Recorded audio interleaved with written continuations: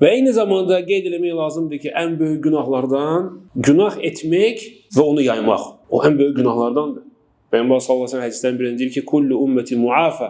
Mənim ümmətim hamısı bağışlana bilər, illel mucahirin. Yəni elan edənlərdən başqa. Dedilər, ya Rasulullah, elan edənlərdən kimdir?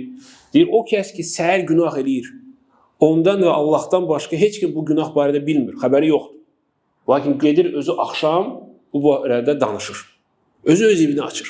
Və ya tərsinə axşam günah eləyir, sonra səhər cəmaata danışır. Bu böyük günahlardandır.